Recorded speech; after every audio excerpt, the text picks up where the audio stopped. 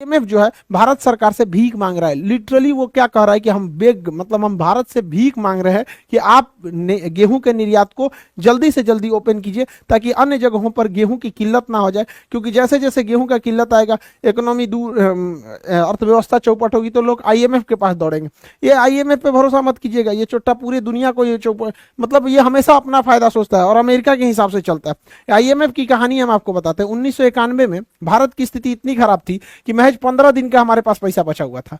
जो हाल श्रीलंका का आज है ना, उससे भी बुरा हाल हो गया था हम लोग का 1991 में, 1991 में, 1991 में। उस समय प्रधानमंत्री पीवी नरसिम्हा राव थे और वित्त मंत्री मनमोहन सिंह थे। पीवी नरसिम्हा राव का दिमाग ही हिल गया, क्या करना चाहिए। उन्होंने सारी जिम्मेदारी वित्त मंत्री मनमोहन सिंह के ऊपर दिया था और हम लोगों को अपने रिजर्व बैंक का सोना गिरवी रखना पड़ा था, तब जाके हम लोग को पैसा मिला था। और आईएमएफ ने हमें शर्त रखा था कि आप अपने यहाँ लिबरलाइजेशन कीजिएगा, यानी विदेशी कंपनियों के साथ भेदभाव नहीं कीजिएगा, उनको भी बराबर का मान्यता दीजिएगा। प्राइवेटाइजेशन कीजिएगा, प्राइवेट कंपनियों को भी आने दीजिएगा। ग्लोबलाइजेशन मतलब होगा कि विदेशी कंपनियों को आने से नहीं रोकिएगा।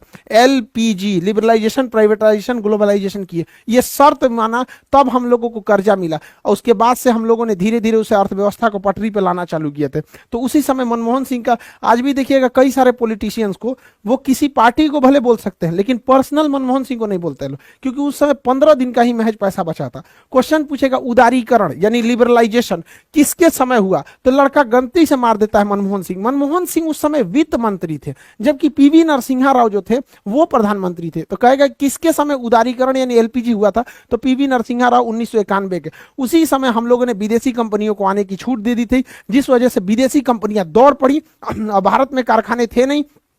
1991 में जैसे हम लोगों ने विदेशियों को खोला, विदेशी कंपनियां टूट पड़ी भारत में, और जैसे वो टूट पड़ी तो भारत में इंजीनियरों की हैवी डिमांड होने लगी, क्योंकि वो इंजीनियर तो घर से नहीं लाएंगे, यहाँ इंजीनियर थे नहीं, तो यहाँ जो भी इंजीनियर थे उन लोगों का हैवी डिमांड हुआ, बहुत सैलरी मिलने लगा।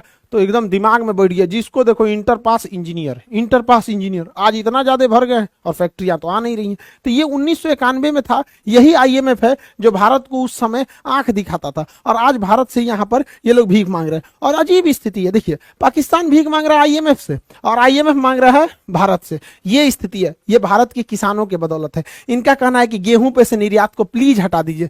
मोदी जी से जाके बोल रही, अजब हाल है। मोदी जी से सुने, अच्छा गेहूं से निर्यात हटाना है। इन्होंने गेहूं से तो हटाया नहीं, बल्कि चीनी पे भी बैन लगा दिया। अब चीनी भी नहीं दे सकते, और साथ साथ चावल पे भी लगा दिया। जा लो, जा मांगने गए थे, समझ में नहीं आ रहा किससे कर। भाई हम लोगों को हमेशा अपना देश देखना चाहिए, बहुत अच्छा डिसीजन है। पहले हम अपना देश देखेंगे, बाद में दुनिया को देखेंगे।